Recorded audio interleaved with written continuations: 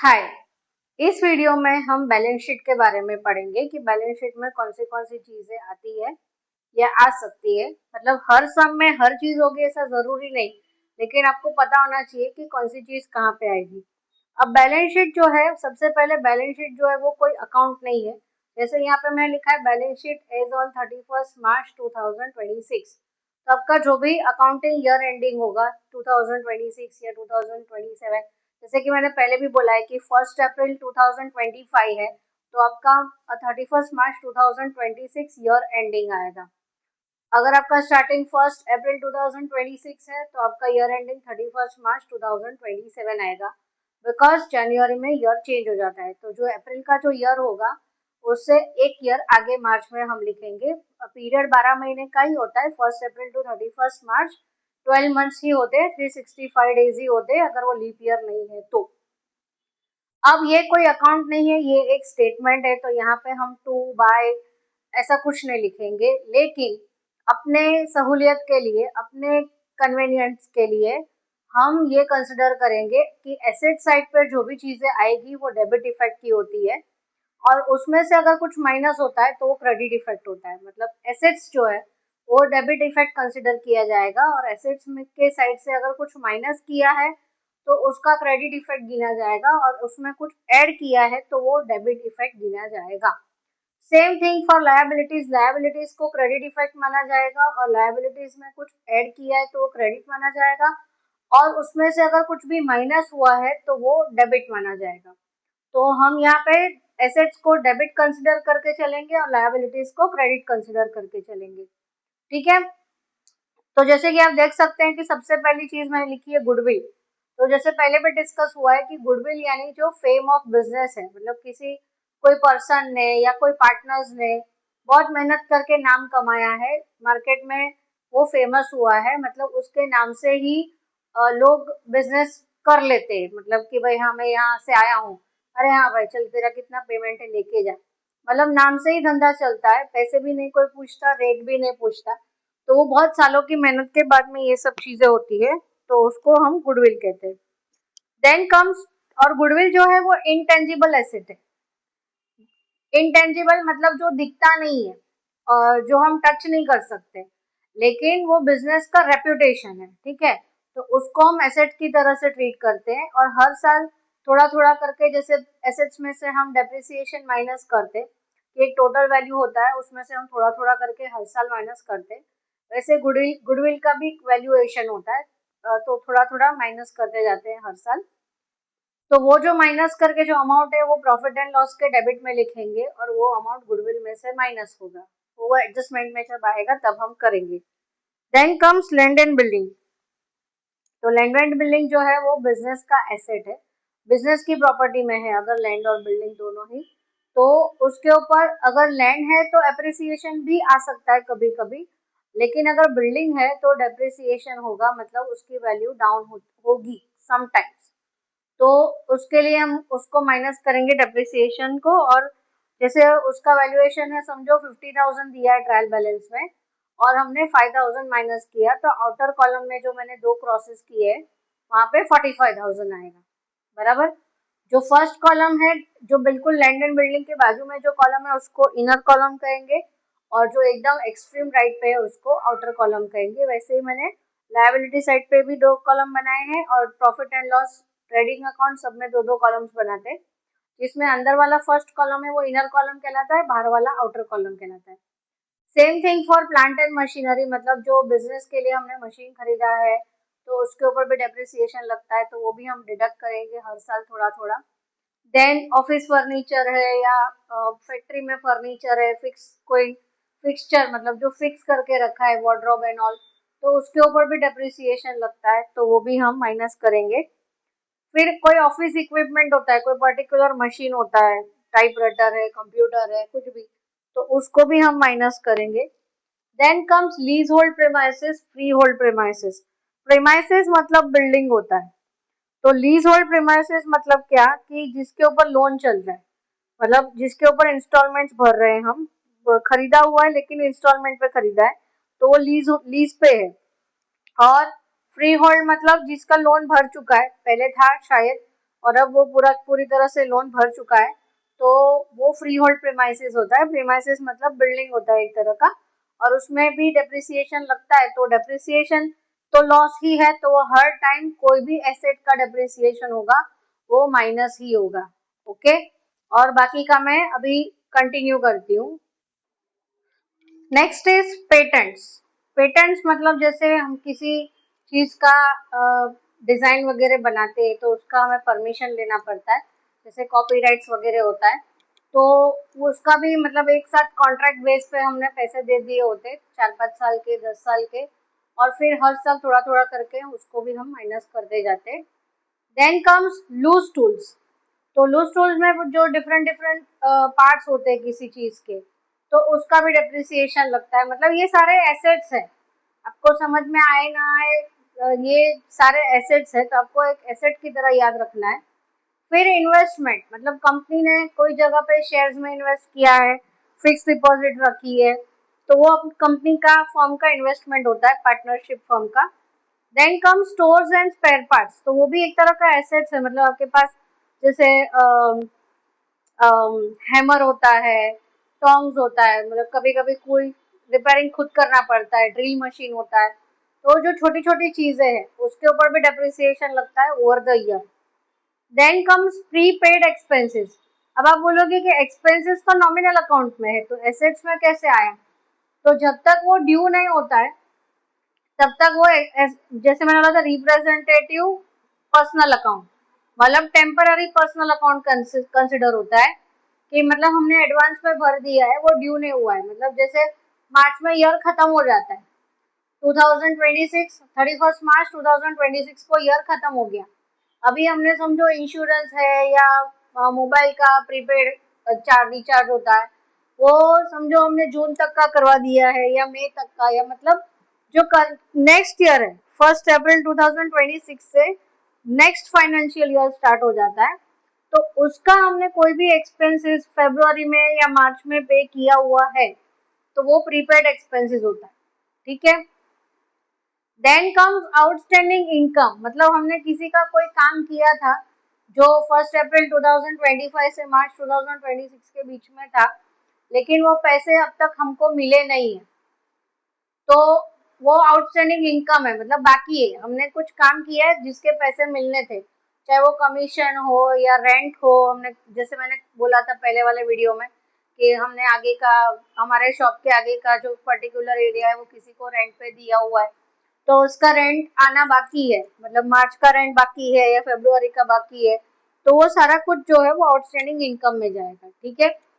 फिर loans and advances, मतलब हमने किसी को लोन दिया हुआ है, हमने किसी को किसी चीज का एडवांस दिया हुआ है। मतलब फॉर एग्जांपल क्रेडिटर्स को हमने एडवांस में पैसे दे दिए किसी चीज के ऑर्डर, जैसे ऑर्डर प्लेस करने की एंट्री नहीं आती, जैसे मैंने बोला था कि जब गुड्स डिस्पैच होते हैं तब वो फाइनलाइज होता है। तो कभी कभी कैसा होता है कि ऑर्डर करते समय ही पेमेंट कर दिया जाता है, तो वो एडवांस हुआ। ठीक है, एडवांस पेमेंट हो गया। जब ये ऑर्डर डिस्पैच होगा और बिल बनेगा, तो जितना टोटल बिल बनेगा उतना ही हमने पूरा एडवांस पे कर दिया है, तो ठीक है। थोड़ा बहुत किया है तो वो उसमें डिडक्ट होकर फिर बिल बनेगा। ठीक है, बिल में मेंशन होगा, मतलब समझो 10,000 की चीजें हैं और उसमें से 3,000 हमने एडवांस दे दिया है, तो फिर बिल में वो लिख के आएगा कि टोटल गुड्स 10,000 के हैं और उसमें से 3,000 एडवांस दिया हुआ है, तो payable income payable amount is 7,000।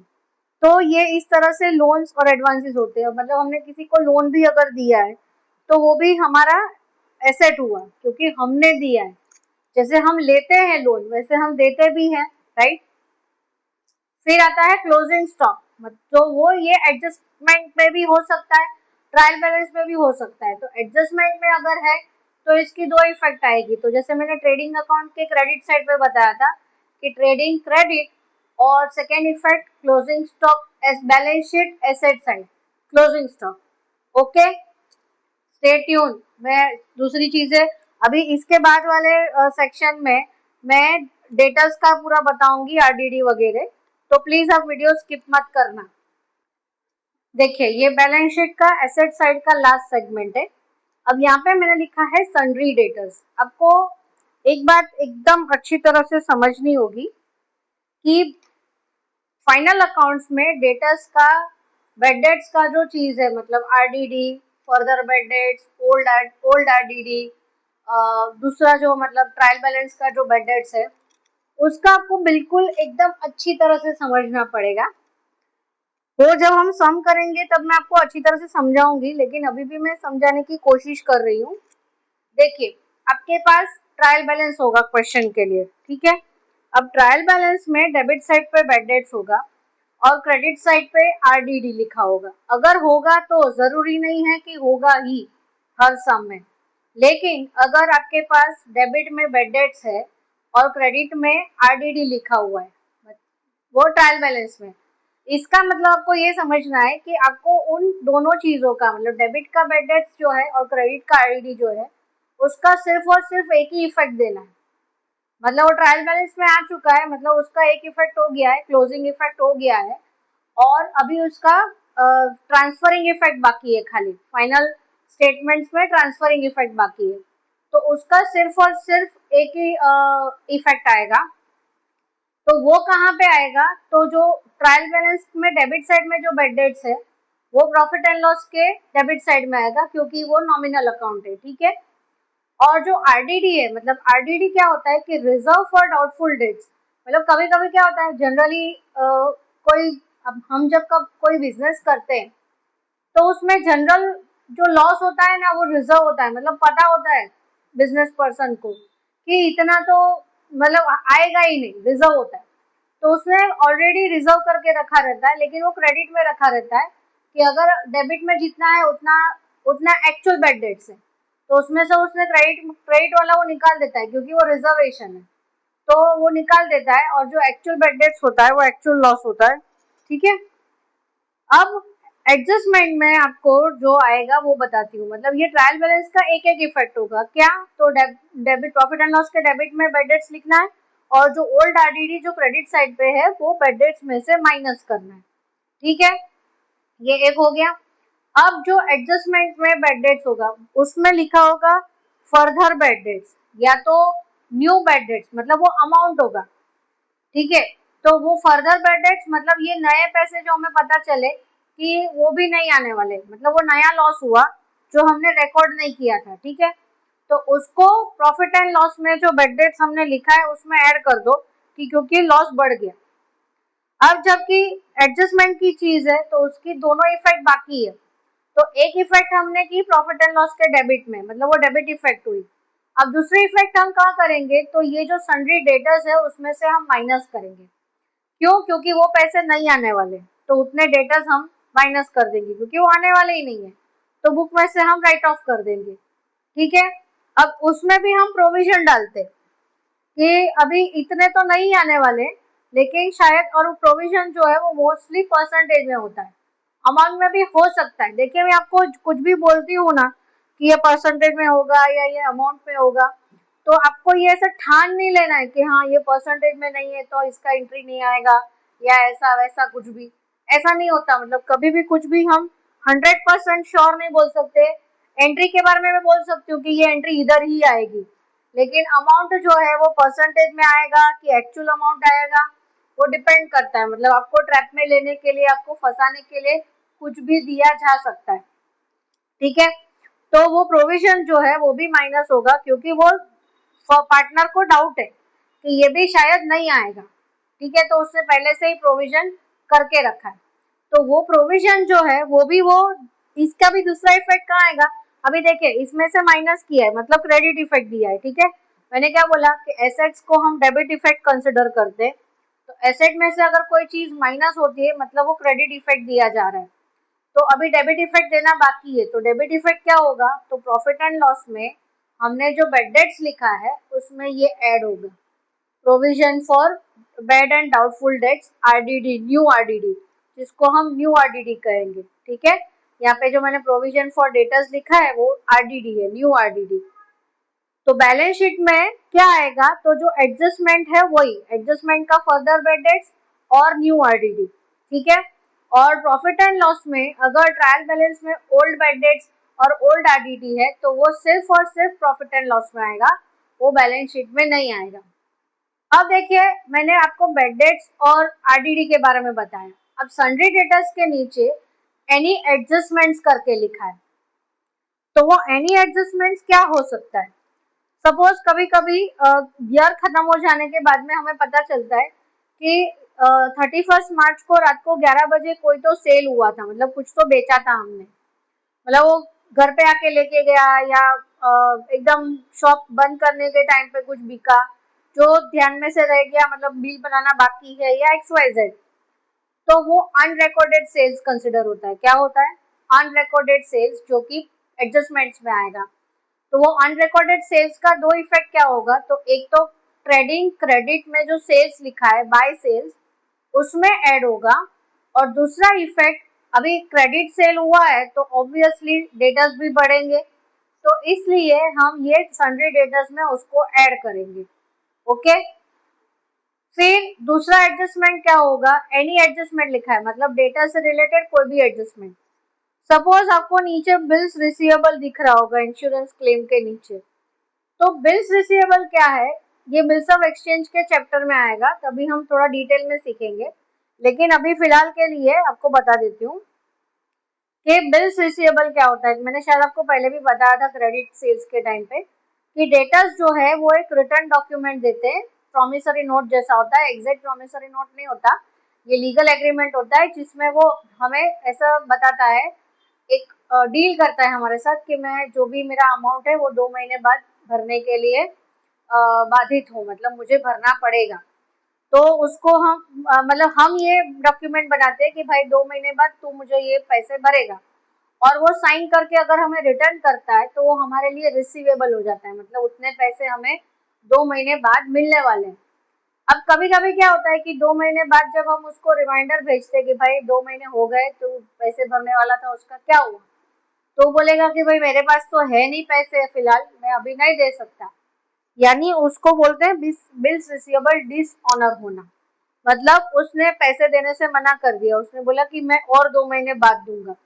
तो हमें क्या करना पड़ेगा, या तो हम नया बिल बनाएंगे, तो ये बिल कैंसिल करना पड़ेगा, और जैसे कि अकाउंट्स में कैंसिलेशन इज नॉट अलाउड, तो इसका रिवर्स एंट्री करना पड़ेगा, मतलब ये बिल्स रिसीवेबल में से निकल जाएगा, और वो जबकि डेटर ही होता है जो जो हमें प्रॉमिस करता है, तो डेटर्स में ऐड हो जाएगा कि ये 2 महीने बाद पैसे देने वाला था लेकिन वो अब नहीं दे रहा है, तो मतलब बिल्स रिसीवेबल में से वो निकल कर डेटर में जाएगा।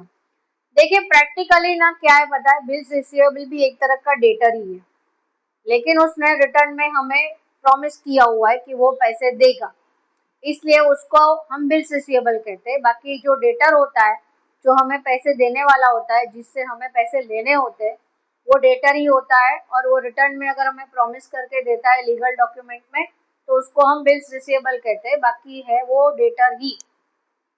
तो अगर वो मना करता है तो बिल्स रिसीवेबल में से निकलकर वो डेटर्स में एड ऑन हो जाएगा, और फिर उसमें से सारे एडजस्टमेंट, बेड डेट्स, आरडीडी वगैरह करके अब लास्ट में देखो provision for discount on debtors, तो ये एडजस्टमेंट अगर आपके सामने है, आपको दिया हुआ है एडजस्टमेंट में कि reserve for discount on debtors, तो आपको ये एडजस्टमेंट डेटर्स के सारे एडजस्टमेंट करने के बाद करना है, डेटर्स के सारे एडजस्टमेंट, बाकी किसी से कोई लेना देना नहीं है, वो डेटर्स के ऊपर का डिस्काउंट है। तो आपको डेटर्स का सारा मतलब अनरिकॉर्डेड सेल्स है, बिल्स रिसीवेबल का कोई इश्यू है, बेड डेट्स, आरडीडी सब करने के बाद लास्ट में reserve for discount on debtors करना है। ओके, अब इंश्योरेंस क्लेम के बारे में पढ़ेंगे। अभी देखो बिल्स रिसीवेबल मैंने ऑलरेडी आपको सिखा दिया, तो मैं वापस नहीं कराऊंगी कि बिल्स रिसीवेबल क्या होता है। अब कैश इन हैंड मतलब इंश्योरेंस क्लेम बताती हूँ, पहले ये जो छोटी छोटी चीज है वो बता देती हूँ। कैश इन हैंड मतलब एट द एंड फॉर्म में जितने पैसे बचे हैं वो cash in hand. Cash at bank मतलब जो बैंक के पास है, बिजनेस का जो करंट अकाउंट है उसमें जो बैलेंस है 31 मार्च को, वो cash at bank. Partners capital और करंट अकाउंट मतलब कभी कभी क्या होता है कि पार्टनर ओवर ड्रॉन कर लेता है अमाउंट, मतलब जितना उसने कैपिटल दिया था उससे ज्यादा उसने विड्रॉ कर लिया है, तो उसका कैपिटल क्रेडिट की जगह पर डेबिट बोलने लगता है, मतलब डेबिट बैलेंस हो जाता है, तो वो बैलेंस शीट के एसेट में हो जाता है, हालांकि वो एसेट नहीं होता, मतलब उतने पैसे वो पार्टनर को देने हैं बिजनेस के लिए, क्योंकि उसने उतने पैसे एक्स्ट्रा उठा लिए, मतलब उसका कैपिटल 50,000 था, लेकिन उसने विड्रॉ कर लिया है 60,000, तो 10,000 वो वापस करेगा बिजनेस को, ठीक है। तो वो एक तरह से बिजनेस के लिए रिसीवेबल हुआ, इसलिए पार्टनर्स का कैपिटल या करंट जो है वो एसेट में दिखाता है जब वो ओवरड्रॉन हो जाता है तब। अब बात करते हैं इंश्योरेंस क्लेम की। तो जैसे कि हमने प्रॉफिट एंड लॉस वाले वीडियो में देखा था कि कभी कभी आग लग जाती है, गुड्स चोरी हो जाते हैं, एक्सीडेंट में डैमेज हो जाते हैं, उस टाइम पे गुड्स अगर इंश्योर्ड है, ठीक है, तो मैंने उसमें एग्जांपल दिया था आपको कि 10,000 के गुड्स है, लेकिन इंश्योरेंस कंपनी सिर्फ 8,000 का क्लेम पास करती है कि उनके हिसाब से वो गुड्स की वैल्यू 8,000 है, तो वो जो 8,000 है वो हमें मिलेंगे वापस, तो वो 8,000 इस इंश्योरेंस क्लेम में हम लिखेंगे। मतलब एक तरह से आप देखेंगे जब पार्शियल इंश्योरेंस क्लेम होता है, मतलब समझो कि टोटल 10,000 के गुड्स जल गए, फॉर एग्जांपल हम जल गए रखते हैं, क्योंकि ज्यादा ऑप्शंस दूंगी तो आपको कंफ्यूजन होगा कि किसी तरह से 10,000 के गुड्स डैमेज हो गए, चाहे वो जलने से हुए, चोरी से हुए या एक्सीडेंट में हुए, तो 10,000 के गुड्स गए, तो उसका इफेक्ट क्या आएगा, ट्रेडिंग क्रेडिट, क्योंकि मैंने बोला था कि गुड्स जब भी किसी भी रीजन से जाते हैं तो वो ट्रेडिंग क्रेडिट में लिखा जाता है, बराबर, ट्रेडिंग अकाउंट क्रेडिट साइड।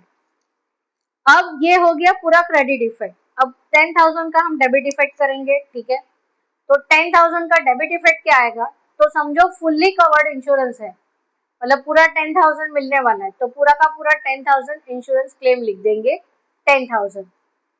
उसका रिवर्स भी हो सकता है कि हमने इंश्योरेंस लिया ही नहीं, यानी पूरा का पूरा लॉस हुआ, ठीक है, तो वो पूरा का पूरा 10,000 जो है वो प्रॉफिट एंड लॉस के डेबिट में हम लिखेंगे, लॉस बाय फायर और थेफ्ट और बाय एक्सीडेंट, ठीक है। मतलब अगर पूरा का पूरा इंश्योरेंस मिलने वाला है तो एक डेबिट और एक क्रेडिट ही आएगा। क्रेडिट तो पूरा 10,000 हुआ, डेबिट में अगर पूरा क्लेम मिलने वाला है तो पूरा डेबिट इंश्योरेंस क्लेम मतलब एसेट्स में, अगर क्लेम लिया ही नहीं है, इंश्योरेंस लिया ही नहीं है, तो पूरा का पूरा लॉस यानी प्रॉफिट एंड लॉस डेबिट में। अब आता है पार्शियल इंश्योरेंस क्लेम, मतलब 8,000 का क्लेम पास हुआ, 2,000 का नहीं हुआ, तो ऐसे में दो डेबिट आएगा, तो ये एक इंश्योरेंस क्लेम के 8,000 लिखना है इंश्योरेंस क्लेम में एसेट्स में, और दूसरा 2,000 जो नहीं मिलने वाला वो आपका लॉस हो जाता है, तो वो आप लिखेंगे प्रॉफिट एंड लॉस के डेबिट में 2,000। यानी इसकी जर्नल एंट्री अगर देखें तो क्या आएगा, insurance claim account debit 8,000, profit and loss account मतलब loss by fire account debit 2,000, to goods destroyed by fire और थेफ्ट और एक्सीडेंट।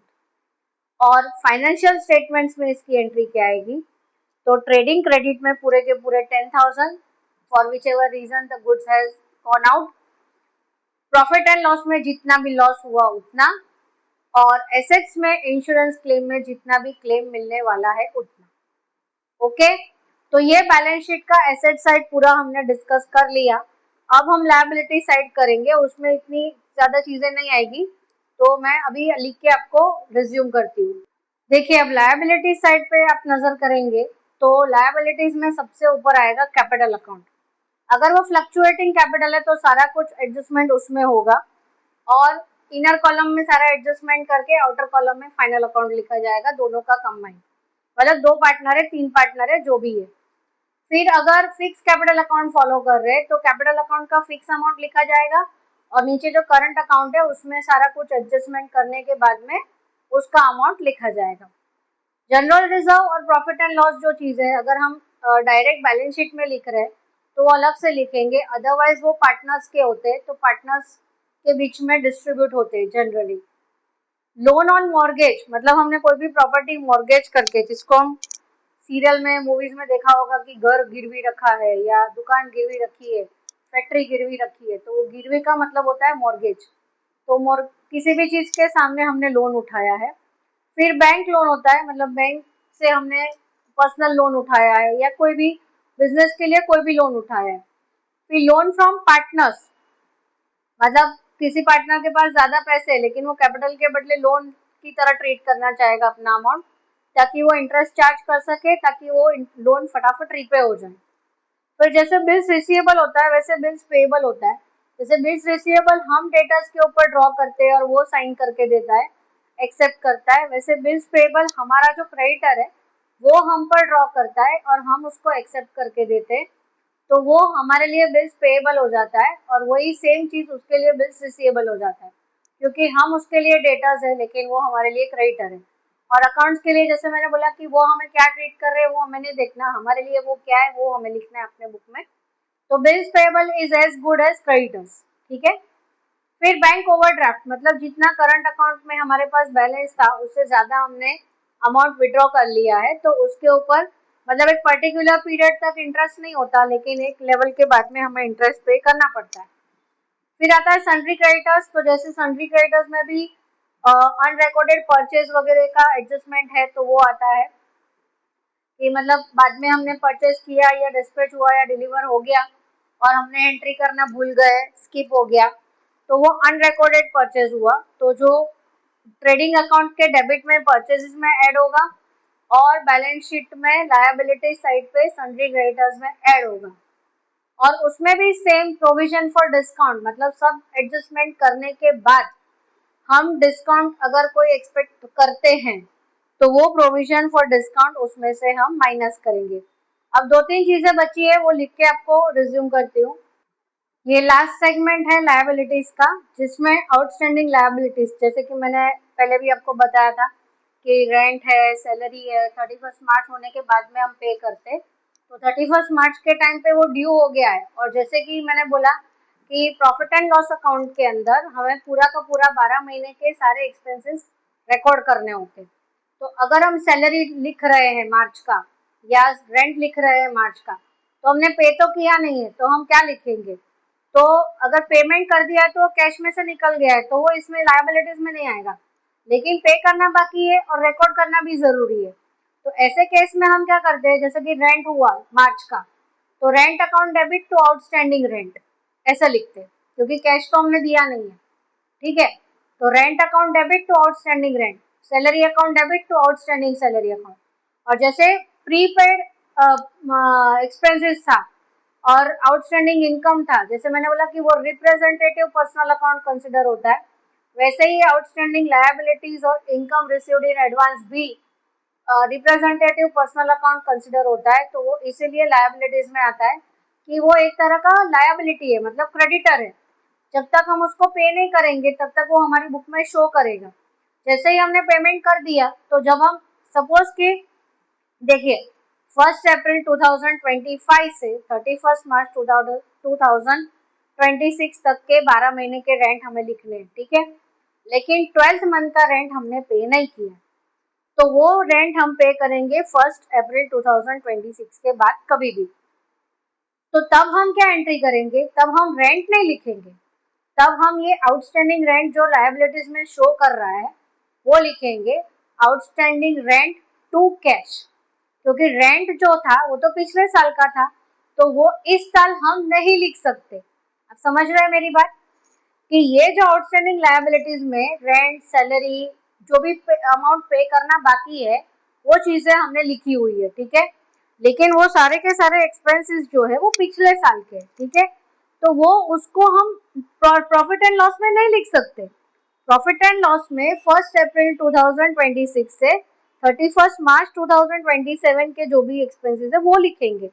तो ये तो अप्रैल 25 टू मार्च 26 के एक्सपेंसेस हम पे कर रहे हैं, तो इसलिए उसमें हम लिखेंगे outstanding rent to cash, outstanding salary to cash. समझ में आ रहा है। और इनकम रिसीव्ड इन एडवांस, मतलब कि अगले साल का कुछ रेंट है या इंश्योरेंस है, या जैसे मैं ट्यूशंस करती हूँ तो कोई कोई पेरेंट्स जो है वो एडवांस फीस दे देते हैं पूरे साल का, तो वो जो फीस है, मतलब जो भी इनकम है मुझे एडवांस में मिल गया है, तो मेरी वो लायबिलिटी हुई, मतलब वो ऐसे तो रूल नहीं है वापस क्लेम करने का, लेकिन कभी कभी कुछ बहुत बड़ा इश्यू हो जाता है तो हमें वो पैसे वापस करने पड़ते हैं। यानी जब तक हम वो काम नहीं करते तब तक वो हमारे लिए लायबिलिटी रहती है, क्योंकि हमें पैसे मिल गए हैं तो हमें वो काम करना पड़ेगा, ओके। और प्रोविजन फॉर टैक्सेस, मतलब हमको आइडिया रहता है कि मतलब इतना टैक्स हम भर सकते हैं या इतना टैक्स आएगा, तो हम उसको एडवांस में ही उसको प्रोवाइड कर लेते हैं, रिजर्व कर लेते हैं। और फिर जब एक्चुअल पे करते तो एक्चुअल पेमेंट ज्यादा है तो ये पूरा डिडक्ट करके एक्चुअल पेमेंट लिखते हैं और वो प्रॉफिट एंड लॉस के डेबिट में जाता है क्योंकि वो नॉमिनल अकाउंट है। ये सिर्फ प्रोविजन किया है हमने, जब एक्चुअल पेमेंट होगा तब उसका एक्चुअल एंट्री आएगा। तो इसी के साथ ही हमने बैलेंस शीट की सारी चीजें देख ली है। अब नेक्स्ट वीडियो में हम एडजस्टमेंट्स के बारे में पढ़ेंगे, क्या डेबिट होगा, क्या क्रेडिट होगा और कहाँ उसकी इफेक्ट आएगी। मतलब इफेक्ट चार चीज जगहों पे ही आ सकती है, ट्रेडिंग अकाउंट, एक प्रॉफिट एंड लॉस अकाउंट, दो कैपिटल या करंट अकाउंट, तीन और बैलेंस शीट चार। ये चारों जगह में ही कोई एक दो जगह में उसकी एंट्री आएगी, एक डेबिट होगा और एक क्रेडिट होगा। तो तब तक के लिए स्टे ट्यून।